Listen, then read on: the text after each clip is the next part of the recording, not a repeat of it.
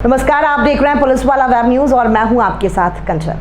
विगत दिनों 16 मई 2024 को बिरसा जनपद के अंतर्गत आने वाले ग्राम माटी की रहने वाली आदिवासी बालिका कुमारी आरती मरकाम उम्र 14 वर्ष की लाश लोरमी रोड के जंगल में मिली। शिकायत के बाद पुलिस द्वारा इस संबंध में आरोपी को गिरफ्तार करके हत्या में इस्तेमाल किए गए चाकू, 32 बोर का देशी कट्टा और 3 जिंदा कारतूस बरामद किए।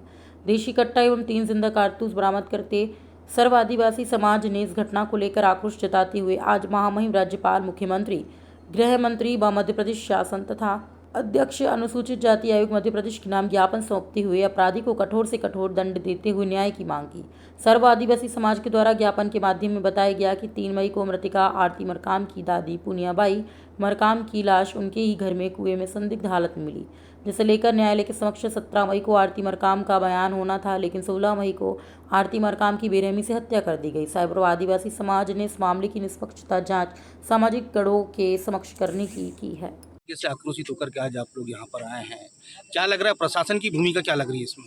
देखिए, जिस प्रकार से पूरे देश में आदिवासियों के साथ में जिस प्रकार से अत्याचार और अपराध हो रहे हैं और इसी प्रकार की घटनाएं जब देश में एक सामान्य वर्ग की लड़की के साथ में होता है, जिसका निर्भया कांड हुआ था, पूरा देश खड़ा हुआ था, पूरा समाज मानवीय दर्द को सह रहा था। लेकिन जब आदिवासियों का मामला आता है तो उस समय हमारी माता बहनों के साथ में जिस प्रकार का बलात्कार और अपराध होते हैं, उसके लिए और समाज में मानवीयता क्यों नहीं जागती, ये मेरा सारे मीडिया के माध्यम से सारे देश के समाज से एक सवाल है। और इस प्रकार से जो जघन्य हत्या और उसके साथ में बलात्कार हुआ है आरती मरकाम के साथ में, जो एक नाबालिग बालिका थी, और उसके साथ में ये जो जन आक्रोश पैदा हुआ है, कहीं ना कहीं न्याय पर से भरोसा हम समाज का उठ चुका है। और हमने आज ज्ञापन के तौर में इसलिए अल्टीमेटम दिया है कि हर बार की तरह इस बार हम अंतिम न्याय तक पहुंचेंगे। अगर शासन न्याय नहीं देती तो हमारा पूरा समाज मिलकर शासन प्रशासन के खिलाफ भी और उस अपराधियों के समाज के खिलाफ भी अपना कदम उठाएगा और उस अपराधी के घर में खुद बुलडोजर बन के जाएंगे और उसके घर को तोड़ फोड़ करेंगे। ये हमने कदम उठाया, इसलिए अल्टीमेटम हमने आज प्रशासन को दिया है, क्योंकि यही न्याय प्रक्रिया में जो ये हमारा जो सिस्टम है, वो सिस्टम को हमारे प्रति गंभीरता होने की ज़रूरत है। अगर गंभीरता नहीं होती है तो अब करो या मरो की स्थिति में आदिवासी समाज आएगा, क्योंकि हम देख रहे हैं पिछले 75 सालों से हम सारे सरकारों को हमने देख लिए, सभी सरकारों ने हम लोग बहुत तरीके से लूटा है और हमारे साथ में जो जिस प्रकार के अमानवीय जो अपराध हो रहे हैं, इस अपराधों के प्रति वो गंभीरता नहीं दिखा रही है। अब सारे सिर से पानी उठ चुका है और हर समाज का हर व्यक्ति का आज खून खौल रहा है और वो कहीं ना कहीं अभी भी एक न्याय के लिए पूरे भारत के संविधान के ऊपर टिका हुआ है और इस संविधान के सिस्टम पे वो देख रहा है कि हमारे कब तक हमें संवेदनशीलता के साथ में हमें न्याय देगा। बस इतना ही मैं कहना चाहूँगा कि आने वाले समय में हम देख रहे हैं शासन को कि वो हम आदिवासियों के लिए क्या कर रहे हैं, नहीं तो हम ईंट से ईंट बजा देंगे, इतना हम धमकी देके जा रहे हैं। मैं जिला अध्यक्ष मध्य प्रदेश आदिवासी विकास परिषद जिला शाखा बालाघाट से। सालों की तादाद में आक्रोशित आदिवासी समाज के लोग यहाँ एसडीएम कार्यालय आए हैं, क्या कुछ मांगे हैं आप लोग? ये माटे की जो घटना है, ये बहुत ही मानवता को शर्मसार करने वाली घटना है। एक नाबालिग बच्ची 14 साल की जिसकी मृत्यु हो जाती है और वहाँ के जो हैं जिनने किया है वो भी मेरे ख्याल से 17 साल का है, परंतु एक ने नहीं किया होगा। ये मामला बहुत संगीन है और मानवता को शर्मसार तो कर ही रहा है। साथ में ये है कि सबसे बड़ी दिक्कत की बात यह है कि एक आदमी उसकी हत्या नहीं कर सकता, इसमें कहीं ना कहीं और लोगों का इन्वॉल्वमेंट है। इसकी भी जानकारी शासन प्रशासन से मैं कहना चाहता हूँ कि अगर उसकी हत्या हुई है तो उसकी निष्पक्ष जाँच होना चाहिए, और नहीं हुई तो आने वाले समय में ये पूरा समाज देख रहे हो, ये मात्र एक ब्लॉक का है।